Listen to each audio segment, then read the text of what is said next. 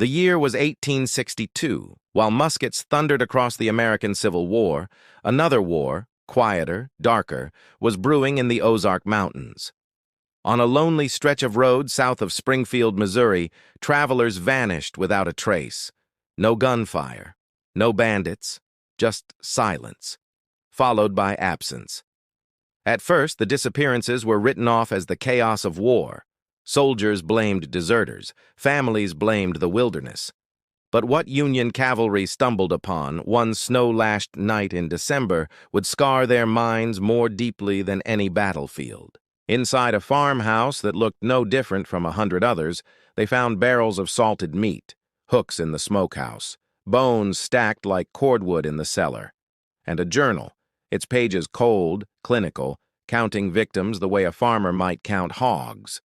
This wasn't myth, it wasn't ghost story, it was a family who turned strangers into supper, the Holloways of the Ozarks, a name almost erased from history until now. Before we unravel this chilling descent into human darkness, take a second to support this journey. Drop a like if you believe true history should never be forgotten, and subscribe if you want more stories the world tried to bury. Your support helps bring hidden archives to light, and trust me, this case is one you'll want to see through to the very end.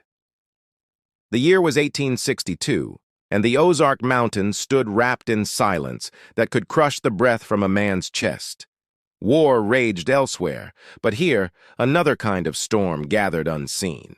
Men moved through broken valleys, carrying muskets, provisions, and fear etched across their faces.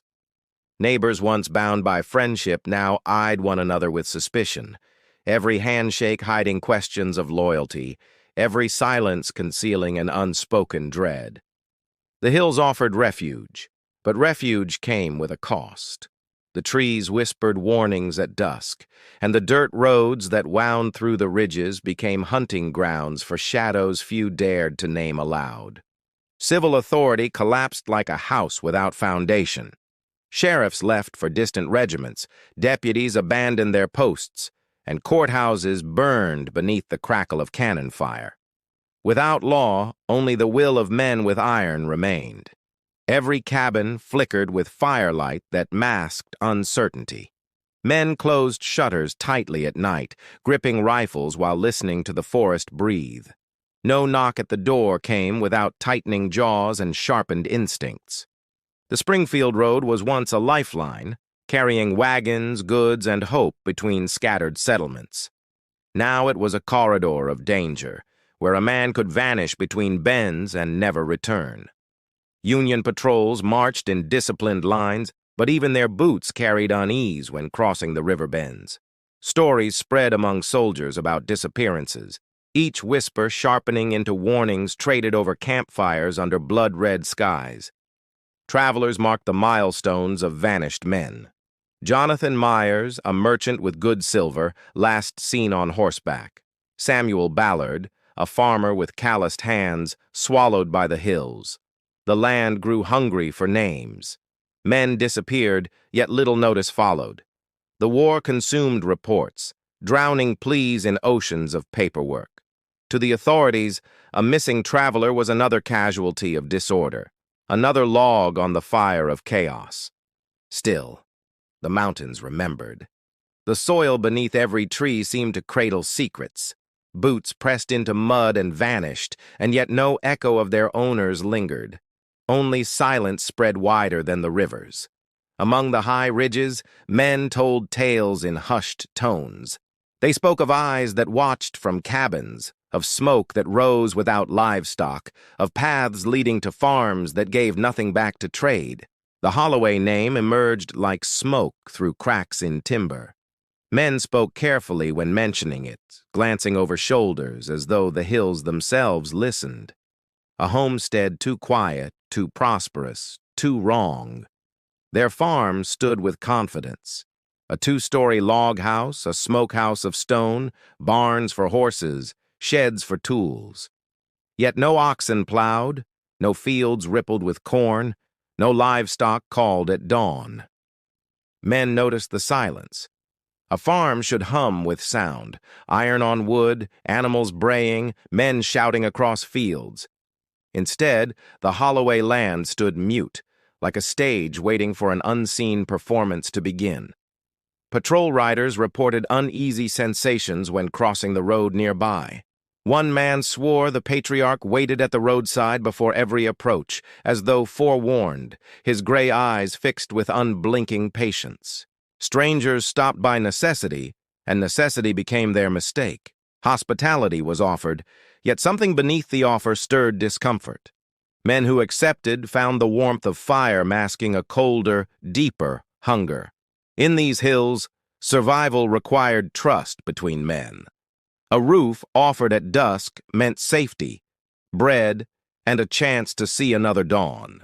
But here, trust was stripped, twisted into something unrecognizable. The Ozarks became a theater of shadows, every thicket a curtain, every cabin a possible stage for betrayal. Men passed quickly, spurring horses harder, hearts pounding, sensing predators in places predators should not be.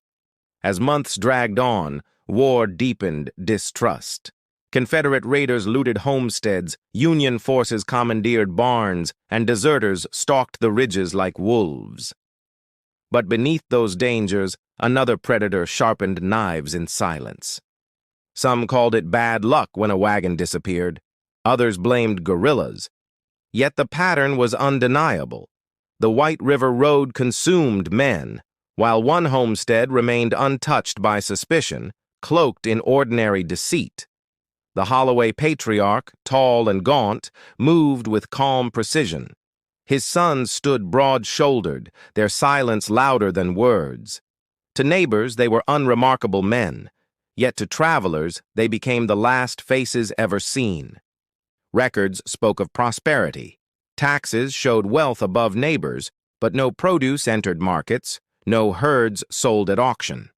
Prosperity without production is a riddle, and in the Ozarks of 1862, riddles carried a price.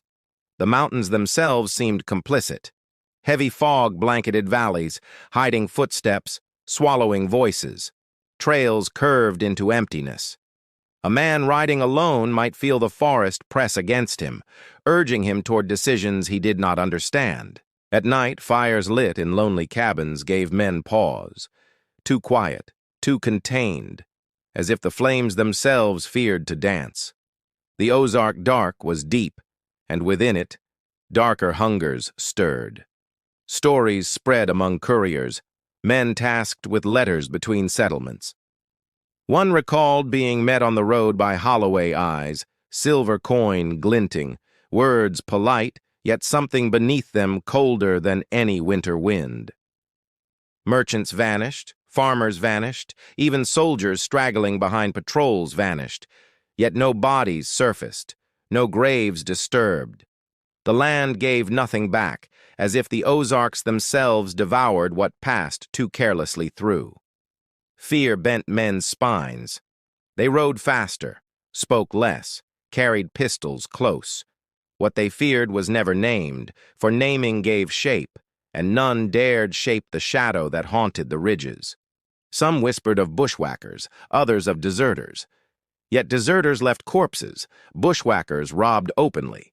Here, men vanished utterly, as though plucked from the earth itself, leaving no trace save the emptiness of their absence.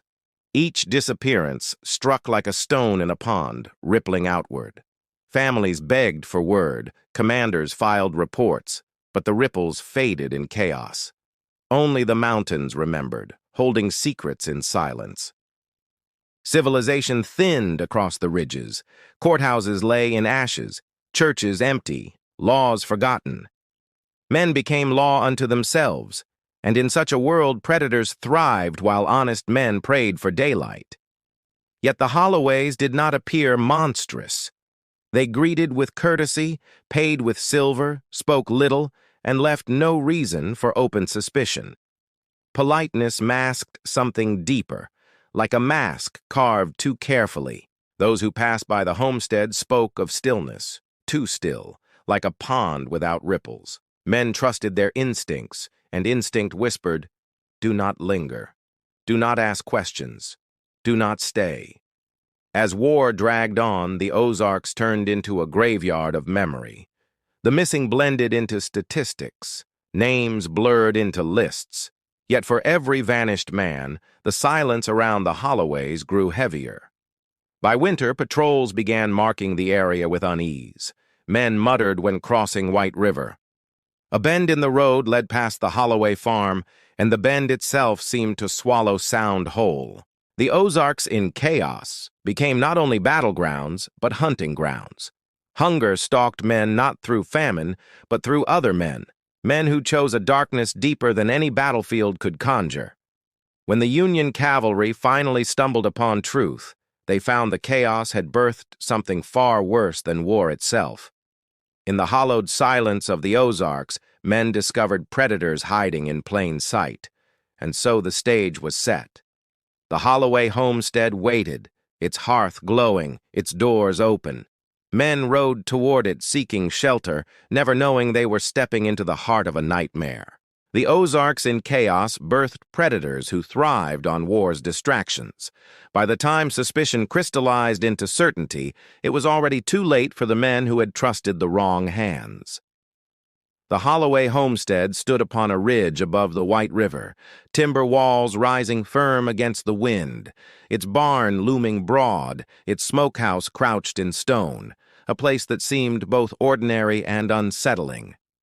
Travelers passing by often slowed their horses, glancing at the unusual prosperity displayed there, wondering how such a household thrived when the land surrounding it yielded little, and neighbors spoke of poor harvests and hunger. Men noticed the heavy beams, cut straight and set true, the chimney stones stacked with patient craft, the fences aligned with military order, all suggesting discipline beyond the reach of common farms. Records spoke of silver changing hands whenever Holloway appeared in town, silver bright and untarnished, coins that passed quietly from palm to counter, coins that left merchants curious how such wealth flowed steadily. Though every farm relied on crops, oxen, and the labor of honest hands, the Holloway farm gave nothing back. No wagons carried corn, no herds appeared at auction, no fields waved with growth. Men expected sound from such a place, clatter of tools, snorts of horses, creak of wagons, but the homestead carried silence, a silence that made even passing riders glance back with furrowed brows. The patriarch himself appeared gaunt, a man of deliberate steps, gray eyes steady, his sons flanking him like shadows, each broad-shouldered, each quiet, their silence almost heavier than the walls surrounding them. Strangers described politeness, a bow of the head, silver placed carefully in a merchant's hand, yet beneath the politeness lurked something still, a sense that courtesy was practiced rather than born. The barns, large enough for many horses, rarely echoed with sound. Neighbors noted this absence, though none dared speak aloud the questions forming in their minds, for men in these hills guarded words. Men watched the smokehouse with unease, for though it stood strong, the smell drifting on wind was not the usual tang of hickory and pork, but something sharper, faintly metallic, unsettling to the nose. At night, a glow often burned within, yet no animals moved outside, no hogs penned, no cattle stalled. Still, smoke curled, steady, curling into the sky like a silent, unanswered signal. The Holloway sons walked the yard with slow pace, eyes downward, shoulders tight, a unity of purpose about them. They spoke little, yet their stillness suggested obedience to a father's word. Travelers welcomed inside spoke of neat order, chairs aligned, tables scrubbed, implements hung evenly on walls. Nothing lay wasted, nothing misplaced. Every surface carried the mark of a hand accustomed to routine. The hearth burned brightly, casting light across rough-hewn beams. A stranger might find warmth in the glow, yet beneath it lay a chill, as if the fire itself concealed unspoken dread. Neighbors noted their absence from gatherings. Other farms sent men to trade labor, lend tools, share strength against hardship. Yet the Holloway place remained apart, self-contained, offering no hand, seeking none. Each year, their wealth seemed untouched by hardship. When others counted stores thin and fields barren, the Holloways rebuilt fences, bought tools, repaired roofs, silver always available, their farm standing as though immune to ruin. Men speculated about hidden stores, secret trade, or wealth carried from distant lands. Yet no wagons departed with goods, no herds passed through gates, no harvest filled wagons. Prosperity without source bred suspicion. Still, suspicion alone carried no weight in a land without law. The sheriff's chair sat empty, records lay scattered, soldiers marched elsewhere, and the Holloway farm remained untouchable behind its facade of civility. One courier spoke later of meeting the patriarch on the road. He described a nod polite enough, silver exchanged for supplies, but the gaze that lingered seemed colder than steel in winter frost. Merchants remembered coin, neighbors remembered silence, riders remembered unease, but no man could place a hand on evidence. The Holloway land remained untouched, its barns full of mystery, its smokehouse breathing secrets. The timber walls themselves seemed to guard more than tools or grain. They stood like sentinels against questions, daring any man to step closer, though most who passed urged horses faster instead. Patrol riders glanced often toward the property when passing. Though soldiers carried muskets and discipline, even they admitted the farm made their necks prickle, the kind of prickle that signals unseen danger. The patriarch's discipline extended to his sons, their movements crisp, their silences deep, their watchfulness unbroken. They appeared less like farmers and more like soldiers trained beneath a single iron command. Though the family seemed present in town occasionally, their homestead gave no sign of labor. Men began to wonder what filled their barns, what smoke cured within their stone house, what secrets waited inside. The hills carried whispers. Men muttered in taverns about strange prosperity, about horses stabled without use, about barns filled with something unseen. Whispers remained whispers, for no one wished to draw Holloway eyes. Each season deepened the mystery. Men plowed fields, sowed seeds, harvested grain, while the Holloway farm yielded nothing yet prospered still. The imbalance gnawed at neighbors, but suspicion without proof faded into uneasy silence. The Springfield Road passed directly by their land, and travelers weary from miles often accepted offers of rest. Men later claimed their hosts polite, yet politeness too sharp, as though rehearsed carefully.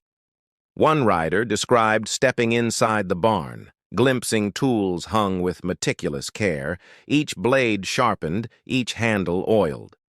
The order was precise, unsettling in its perfection, leaving him eager to depart quickly. Another told of passing late at dusk, smoke rising in steady plumes, yet the yard carried no sound of animals. The silence clung heavy, broken only by the crackle of unseen fires. The Holloway name spread like a shadow, men lowering voices when speaking it aloud, wary as if the mere syllables might carry across hills and summon eyes sharper than rifles. When strangers spoke of the homestead later, they recalled not comfort, but the sense of being measured, weighed, assessed silently, as though each gesture, each word, determined something beyond simple hospitality. Still, nothing could be proven. No sheriff rode to question. No soldier lingered to search. The war consumed attention, and the Holloway farm continued to prosper, its silence deepening with every passing month. The patriarch remained tall, gaunt, his gaze unblinking, his sons disciplined, their silence complete. Together they projected strength, unity, and the unnerving sense that whatever they built, it was built for darker purpose. In the broader chaos, suspicion seemed too fragile to hold. Yet for men who passed the Holloway place, the memory lingered. The image of barns too quiet, smokehouses too active, silence too sharp. The homestead became a landmark on the Springfield Road, not for trade or welcome, but for the chill it brought. Men marked it, remembered it, and whispered of it in distant towns. And within those walls, unknown to passing riders, order reigned with terrifying precision. Implements shone, fires burned, silver changed hands, and the Holloway homestead stood waiting, silent, prosperous, and heavier with secrets than any farm should carry. The White River Road curved through the heart of the Ozarks, a lifeline once trusted by travelers, now a corridor of fear where men vanished without warning, swallowed by shadows no rifle could deter. Merchants, couriers, and weary farmers set out along its bends with hope of reaching Springfield or Batesville, yet the road consumed them. Days later, their names echoed only in worried tavern whispers. The first disappearances brought shrugs. War made men vanish everywhere. Yet the pattern tightened. Each missing traveler last seen near the ridge where the Holloway homestead waited, its smoke curling skyward with unnatural regularity. Reports accumulated in county ledgers, scribbled notes of missing men. Jonathan Myers, merchant, vanished April. Samuel Ballard, farmer, vanished June. Elias Ward, courier, vanished July. Dates aligned with the steady silence near Holloway ground. Union patrols marched through, but soldiers kept moving. They noted the absences in passing, then marched south to battles far larger. Paperwork filled files, but no musket fired in search of truth. Neighbors whispered suspicions, but suspicion alone could not feed families. Survival consumed their days. War consumed their nights, and so the disappearances became another burden stacked among hunger, fear, and endless conflict. Still, the unease spread. Men rode faster past the Holloway land, spurring horses, avoiding glances. The farm became a boundary marker of dread, an invisible line dividing safety from silent peril. Couriers described the landscape as watching them. Forests pressed closer, silence heavy, every hoofbeat echoing like a countdown. Men reached for pistols instinctively, though no visible threat appeared beyond bends in the road. The Holloway patriarch stood at the roadside often, calm, eyes steady. He greeted patrols with silver words, yet the stillness behind him felt predatory. Men rode away with cold sweat dampening collars. Merchants failed to return, wagons left behind, horses wandering riderless. Saddles found in ditches offered no answers. The road devoured names, leaving only silence, and still the Holloway smokehouse burned nightly. Tales grew darker. Some said travelers who stopped at Holloway hearths never rose again. Others swore of strange odors drifting on wind, heavy metallic scents drifting from stone walls, where fires roared unseen. Men who survived the road spoke of uncanny encounters. One described being invited to stay the night, yet declined, unsettled by eyes too sharp. He rode through darkness rather than accept. Another recounted halting at dusk, seeing the patriarch splitting wood with practiced strokes, sons watching silently. The invitation offered felt like a snare, and instinct screamed to keep distance, to keep moving. Patterns formed like tracks in dust. Disappearances increased whenever soldiers marched through, confusion shielding predators. Men alone, merchants burdened with coin, couriers carrying little, each vanished, leaving no body, no trace, only memory. Union officers noted the reports yet shrugged at the scale of war. Too many bodies lay on battlefields to spare men chasing rumors in hills. The Holloway land remained untouched, unsearched. Each absence left ripples in families left waiting. Letters unreturned, wagons never arriving, contracts broken. Merchants lost partners, farmers lost kin. Yet no authority pressed further, consumed instead by campaigns across Missouri. The Springfield Road became known quietly as a place to fear. Men traveled in groups, avoiding solitary journeys, though even groups sometimes vanished, as though shadows reached farther than muskets could defend. Horsemen spoke of tracks that ended abruptly near the ridge. Hoofprints led forward, then stopped in soft earth, as if riders had been plucked upward, erased from the soil, gone without resistance. Still the Holloway barns echoed with silence. Still the smokehouse glowed.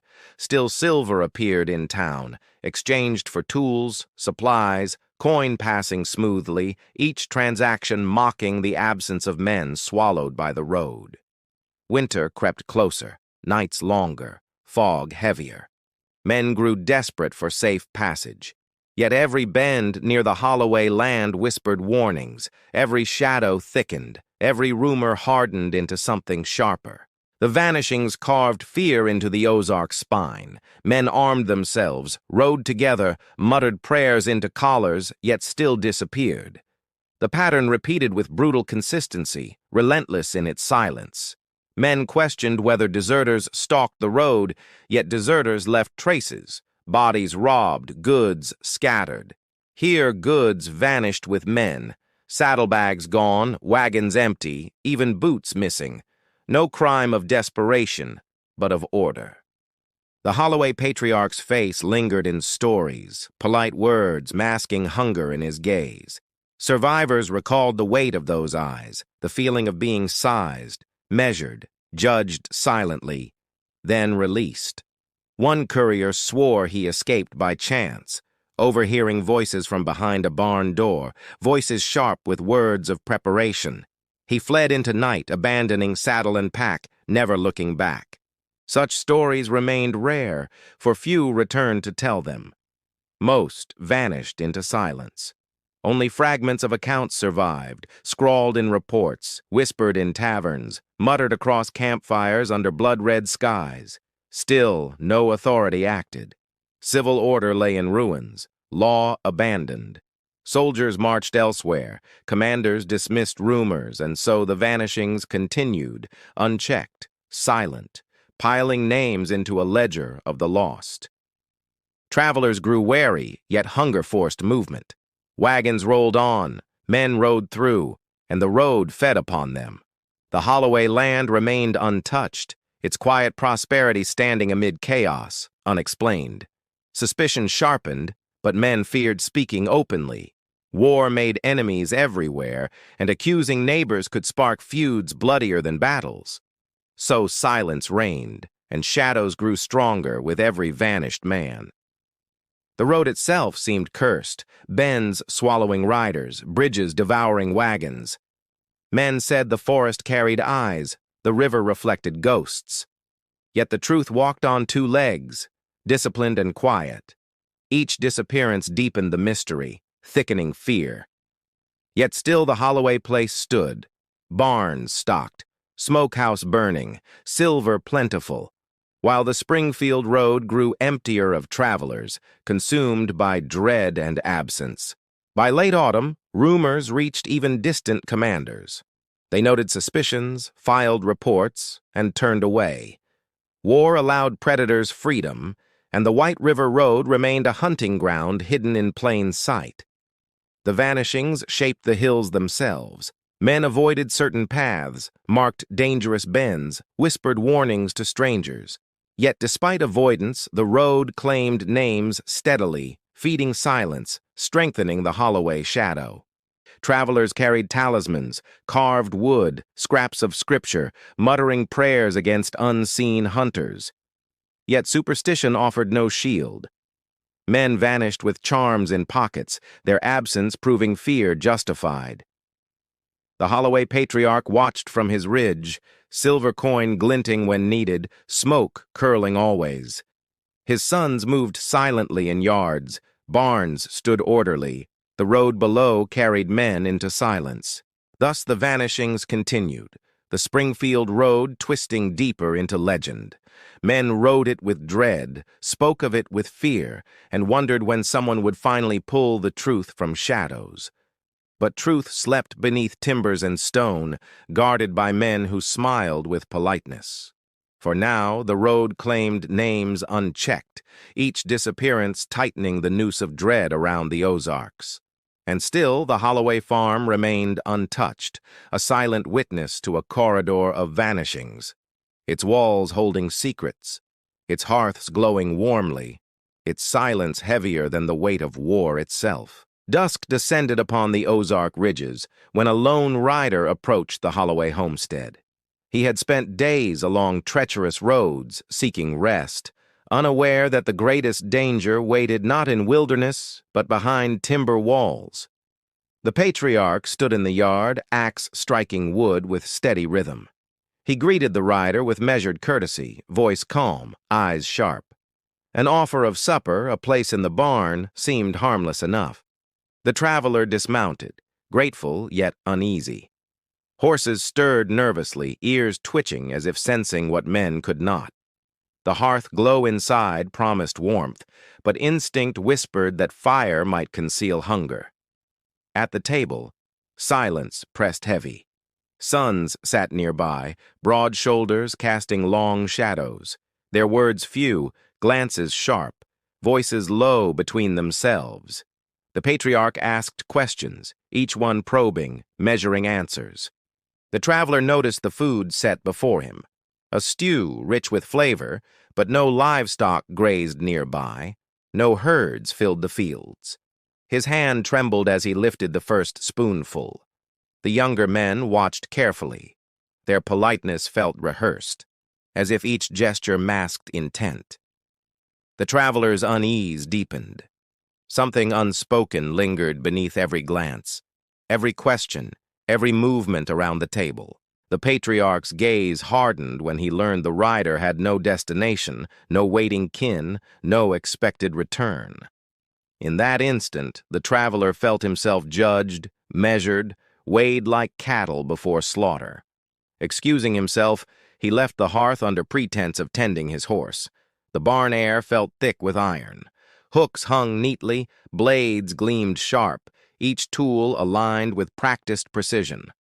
Then came whispers. From beyond wooden beams he heard voices, low and urgent. Sons spoke of preparing the smokehouse, of checking hooks, of readiness. His blood chilled, instincts screamed to flee. Heart pounding, he slipped into darkness. Abandoning saddle and pack, he crept from the barn, feet silent in mud. Behind him, voices grew sharper, searching. Every breath risked discovery, every step survival. The forest swallowed him. Branches whipped against his face as he stumbled through blackness, guided by instinct.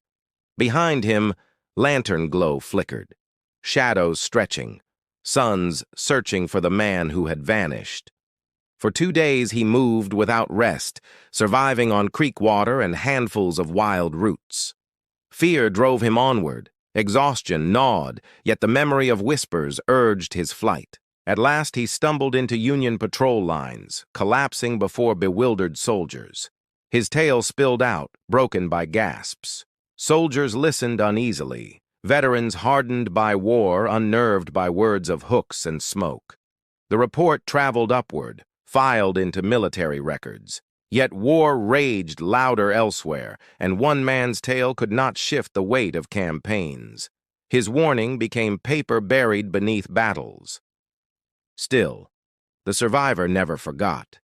He spoke of the patriarch's calm, the son's silence, the hearth's deceptive warmth, the smokehouse whispers. His memory branded with dread sharper than any battlefield. Others later echoed fragments. A male rider spoke of strange order in barns. Another traveler recalled unease at the patriarch's gaze. Yet only one lived to witness preparations firsthand and escape alive. His survival became legend among couriers. They muttered his story along campfires, warning one another never to linger near Holloway land, never to trust silver words, never to enter barns too neat. The detail that haunted him most was silence at the table. Sons spoke in glances, not words.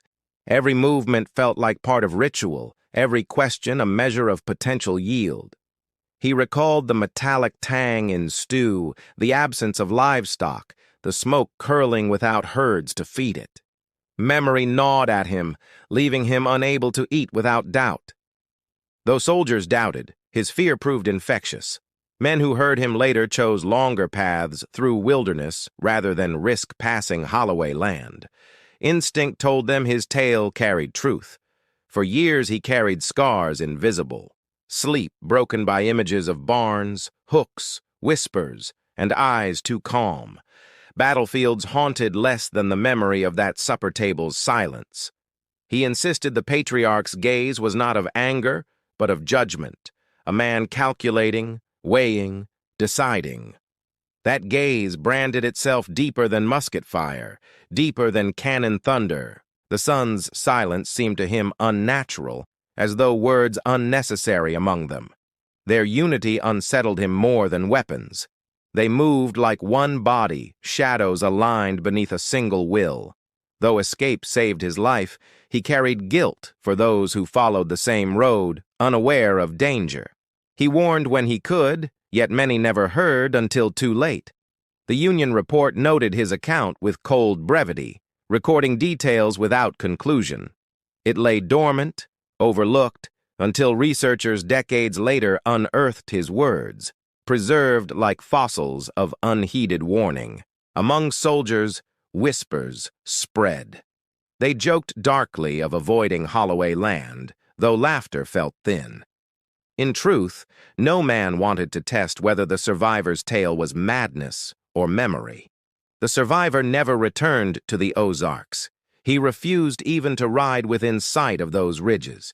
To him, the land itself bore witness to predators who wore civility like masks. Men sometimes asked why he abandoned saddle, gear, provisions. He answered with haunted eyes. Nothing outweighed survival, better hunger and shame than remain another nameless absence devoured by the Springfield road.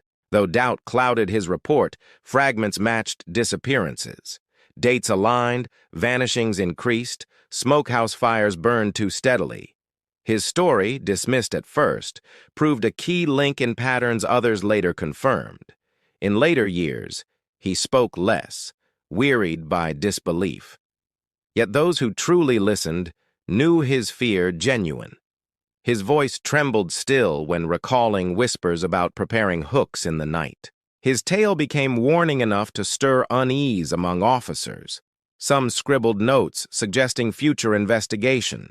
Yet war ended first, priorities shifted, and his survival remained an isolated tale buried in archives.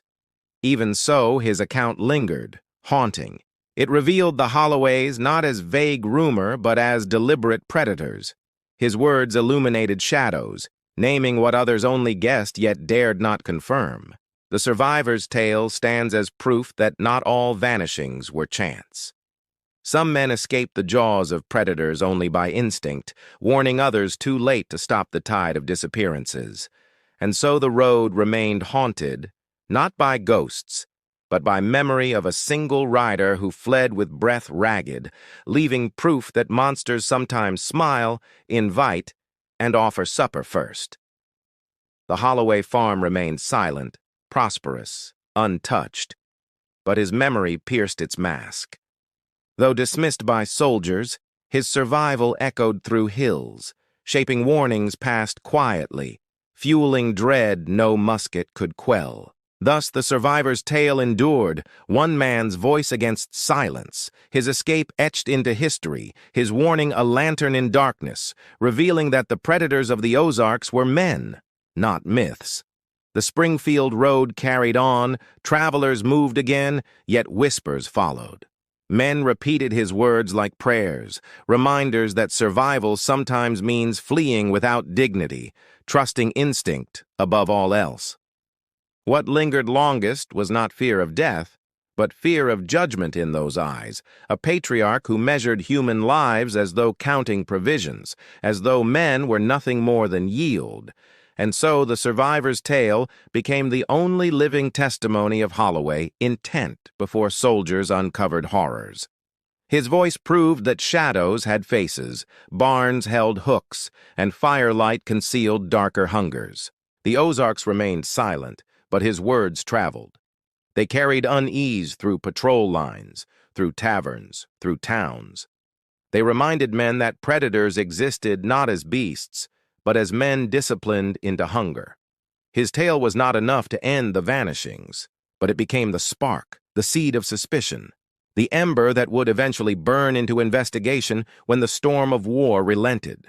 The survivor's memory stands as a fragile bridge between rumor and revelation. Without him, perhaps silence would have buried truth forever. With him, the world glimpsed shadows behind Holloway walls, waiting still. Snow fell heavy across the Ozark ridges, muffling sound, burying paths, pressing silence upon the land. Union cavalry moved slowly through drifts, breath steaming, hooves sinking, their mission simple: pursue guerrillas haunting the White River valleys. As daylight dimmed, the storm worsened. Visibility vanished into swirling white. The patrol needed shelter, urgently. Riders searched hills for smoke or timber, any sign of refuge, until lantern glow flickered faintly through snow-choked trees ahead. They approached with caution, muskets ready. The homestead appeared deserted at first glance, its walls shadowed, its barn closed tight. Yet chimney warmth lingered, smoke faint upon icy wind, proof someone remained inside. The lieutenant dismounted, men fanning out across yard. Boots crunched through snow, rifles glinting dull in lantern light. Doors creaked open beneath frozen hands, revealing silence, rooms stripped, hearths burning low but abandoned. At first, relief spread. Shelter meant survival, yet unease soon followed. The fire's heat suggested recent presence.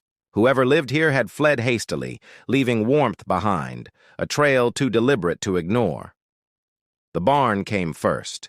Soldiers pushed doors wide, expecting hay, grain, tack. Instead, they found personal belongings, scattered yet organized, boots in rows, coats folded, satchels labeled with dates. Order masking horror. Men exchanged wary glances. No farmer stored goods this way. A trunk lay open, filled with watches, rings, spectacles, tokens that spoke of many owners. Too many for one homestead, too many missing names. One soldier muttered that these were spoils of bushwhackers. Yet even bushwhackers sought coin or powder, not keepsakes arranged in meticulous lines, not garments folded with care, not items catalogued like trophies. They pressed onward to the smokehouse. At first glance, barrels filled with salted meat lined the walls. Relief flickered until eyes narrowed, hands lifted lids, and silence broke into gagging cries. The meat was wrong. Texture, shape, unmistakably human. Limbs preserved in brine, flesh salted carefully. Men staggered back, one soldier retching into snow, another whispering prayers, their war-hardened faces paling beneath lantern glow. Hooks dangled overhead, still stained dark. Chains rattled softly as wind crept through cracks. The air hung heavy with iron tang, sharper than any battlefield stench, unmistakable in its unnatural persistence. Then came the cellar. Soldiers forced doors aside, descending with lanterns into shadowed earth. What they found froze them more deeply than storm, more than any musket volley could ever chill. Bones lay stacked in cords, clean, split open, marrow long removed. Piles rose against stone walls, silent testimony to countless men reduced to remnants. Order again evident, as though a butcher's shop. Lanterns flickered across copper kettles, stained within, cleavers hung neatly, saws aligned with surgical precision. Implements sharpened, polished, used with frequency. Every detail spoke not of frenzy but deliberate, calculated practice. One soldier whispered it looked like a slaughterhouse. Another corrected. Worse, for cattle could not plead, nor carry names, nor leave behind watches, boots, letters. These bones were once men who had trusted shelter. The lieutenant forced calm, noting details, recording observations. His men trembled, veterans shaken beyond measure. They had seen death in volleys and cannon fire, but never this cold transformation of humanity into provision. Private hands shook as they lifted lanterns, casting light into adjoining rooms. There, iron rings anchored in walls, chains dangling, floor sloped toward drain. Preparation chambers built not for livestock, but for men. Some soldiers refused to enter further, fear coiling too tight. Others pressed on grimly, documenting horrors, compelled by duty though hearts recoiled. Each step revealed layers of organization, purpose carved into every wall. They found journals hidden in cracks, pages marked with chilling detachment. Entries counted yields, weighed bodies as though harvest. Ink lines spoke of efficiency, quality, preservation, words that stripped humanity bare. The lieutenant gathered evidence swiftly, aware pursuit of guerrillas could not wait. Yet he ordered all portable proof collected. Journals, belongings, items enough to bear witness to what men uncovered in Storm's heart. Before leaving, they set torches to timber. Flames roared, devouring walls, barns, smokehouse, erasing shadows with fire. Yet ashes could not bury memory, nor silence screams still echoing inside minds of witnesses. Snow fell harder as they rode away. Behind them, fire glowed through storm, consuming homestead, smoke rising like a dark beacon. The Holloway place vanished in flames, yet horror clung heavier than frost. Soldiers rode in silence. War made men speak often, but tonight words failed. Each man carried images of hooks, bones, barrels, sights more haunting than battlefields strewn with corpses. One soldier muttered softly that he would rather face cannon fire than step again into such chambers. His words echoed unchallenged, for all knew the truth. Battle was war, but this was something else. They filed reports in Springfield. Officers raised brows, scribbled notes, yet war consumed priorities. Guerrillas, supply lines, campaigns weighed heavier than one homestead's horrors. The discovery became another paper buried beneath chaos. Still, men who rode that night never forgot. Private journals later spilled truths they dared not speak aloud then. Words scratched by trembling hands described horror with more honesty than official dispatches. One account recalled lantern light falling on boots arranged by size, the sickening detail that each pair had once walked roads, carried men, vanished into silence, now trophies in a predator's collection. Another road of bones cracked open, marrow scraped clean, evidence of hunger not born of desperation but of method. He wrote that humanity itself seemed devoured along with flesh. The lieutenant confessed later he prayed for forgetfulness, prayed that storms would wipe memory clean. Yet memory endured, etched deeper than musket scars, heavier than the smell of cannon smoke. The storm outside raged on, burying roads, hiding tracks. Yet inside, soldiers carried storms within, minds thunderous with questions. How long had it gone unnoticed? How many names lay among those bones? The homestead burned to ashes, but fire could not consume proof already carried. Watches, journals, bones all traveled onward, evidence too heavy to ignore, even as war demanded attention elsewhere. The Holloway name slipped into legend quickly. Rumors spread through taverns, soldiers whispering of horrors found during storm. Men doubted details, yet unease lingered, suspicion settling across hills heavier than snow. Patrols avoided the ridge afterward. Though timbers lay in ash, the ground felt cursed, charged with dread. Riders spurred horses faster past charred remnants, unwilling to linger near silence once broken. The storm faded, winter passed, but discovery endured. The Holloway place became warning whispered by survivors, proof that predators walked beneath polite masks, that civility could cloak hunger sharper than bayonet.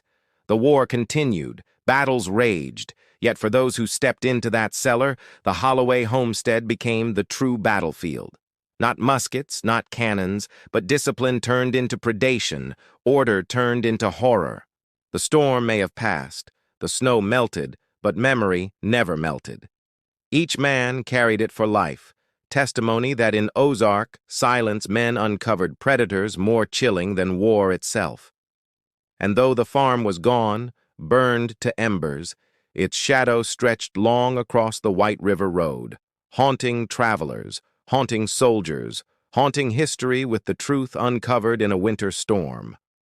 The Holloway farm burned to ash, yet ash could not bury memory.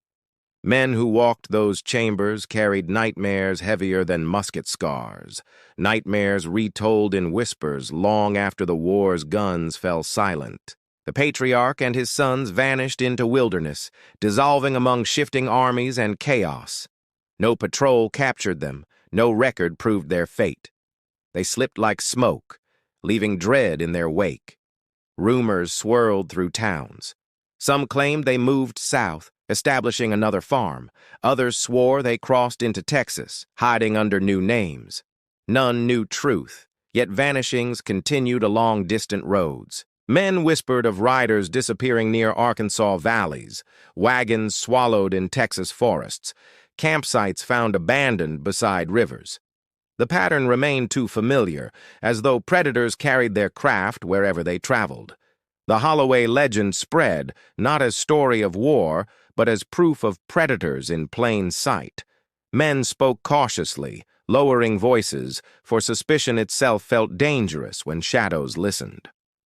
In Springfield taverns, soldiers muttered of the cellar stacked with bones. They recalled boots arranged, watches tagged, journals cold with arithmetic of flesh. Their unease planted seeds of fear across counties. Men began avoiding hospitality from strangers. Doors once open at dusk, now closed tight. Travelers passed by cabins without pausing, afraid another fire might conceal hunger beneath polite words. The Ozark tradition of trust withered. Where once men relied on neighbors, suspicion spread. Each knock at the door after nightfall stirred dread.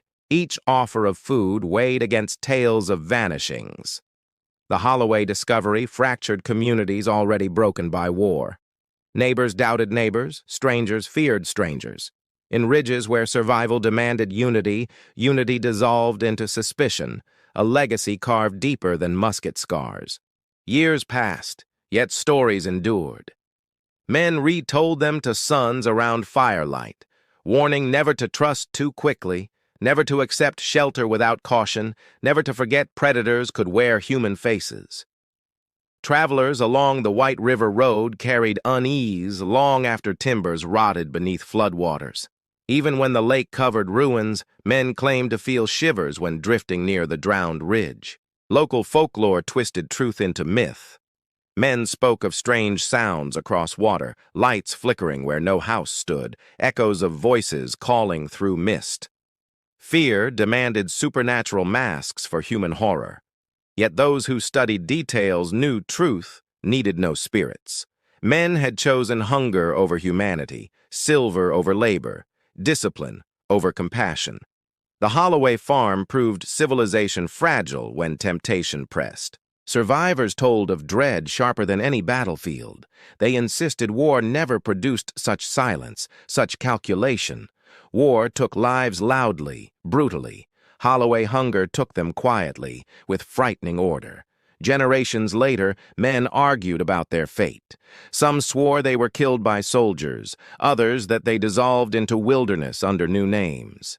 Without bodies, truth remained buried deeper than bones. Yet their shadow lingered. Distant disappearances in Arkansas and Texas bore marks too similar to dismiss.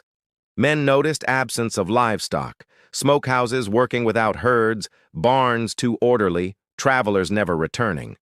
Lawmen filed reports half-heartedly. War's end left little appetite for chasing shadows across states. Predators thrived in neglect, leaving trails that hardened into folklore, leaving questions unanswered in archives dusted with time. Still, some men swore vengeance caught them. Tales told of patriarchs slain in boarding house, throat cut by unknown hand.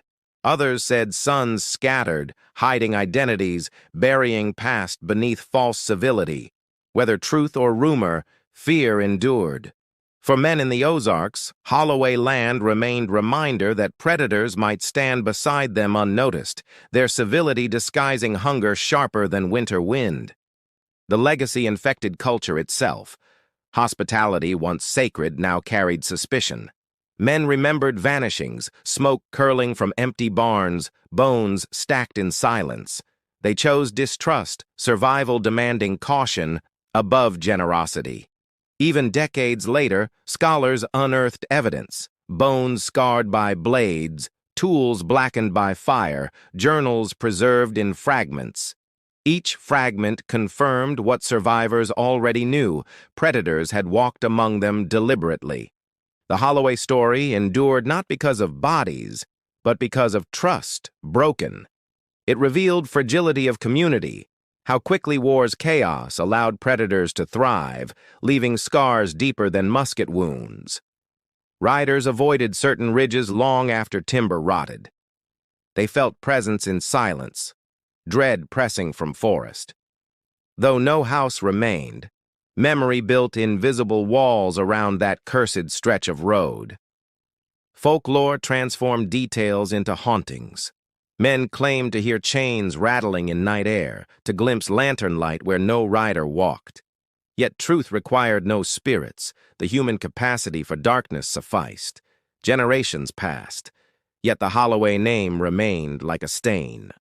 Men spoke of it as caution, a reminder that hunger unchecked, order misused, civility weaponized, could strip humanity from entire families.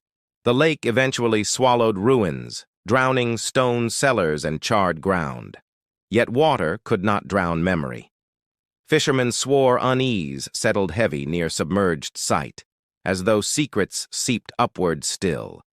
Whispers persisted in towns nearby. Even newcomers heard tales of vanishings, of predators hidden in plain sight, of soldiers shaken by discoveries deeper than battlefield horror. Fear carried long beyond war's end. The Holloway legacy reshaped travel. Men armed themselves heavily, distrustful of hospitality. A stranger's fire was no longer safety but threat. Generosity withered, leaving suspicion where trust once bound communities together. Those who remembered spoke with conviction that forgetting meant danger. Memory itself became shield. Stories carried forward to warn future riders never to repeat mistakes, never to trust politeness too blindly. The legacy proved predators need not bear fangs or claws. They could stand upright, speak politely, build barns, sharpen tools, and yet harbor hungers darker than wilderness itself. That truth haunted strongest. Men concluded the Ozarks themselves remembered, carrying silence heavier than stone, trees whispering warnings, rivers reflecting dread.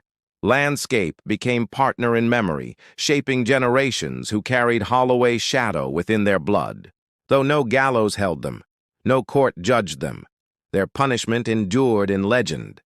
The Holloway name survived as curse, caution, warning, their deeds immortalized in whispers of dread across hills. War ended, fields regrew, towns rebuilt, but scars remained invisible beneath prosperity. Behind each handshake lingered hesitation. Behind each open door lingered doubt. The Holloway discovery forever altered the rhythm of trust. The legacy stretched beyond the Ozarks. Men in distant states muttered similar warnings, stories echoing patterns of silence, barns without livestock, travelers vanishing. Whether Holloways or imitators, their shadow reached far. In time, scholars traced fragments, piecing together horror. Yet no answer emerged for the ultimate fate of patriarch or sons. Their names dissolved into history, their hunger immortalized in fear. The Holloway legacy remained unfinished, a puzzle missing pieces. Some said that uncertainty itself made story endure longer, fear sharper, dread heavier, for mystery invited imagination more potent than facts. Men who survived insisted the true horror lay not in bones or hooks, but in calm civility. Predators disguised as neighbors proved more chilling than battlefield enemies carrying banners openly. And so the Holloway tale ended without resolution. Their fate unknown, their hunger unfinished, their legacy eternal. The Ozarks bore their scar, and men carried their warning, generation after generation. Today, travelers crossing the hills may feel unease as dusk settles. Perhaps it is memory whispering still. Perhaps it is fear reminding men that civility sometimes conceals the hungriest predators of all. The Holloway name vanished from ledgers but never from shadows. Their legacy of darkness lingers, not bound to one homestead, but to humanity itself, proof that under strain civility can collapse into hunger. Thus their tale remains, not as superstition, not as folklore, but as warning. For the true legacy of darkness is not fire or bone, it is the reminder that men themselves can become predators.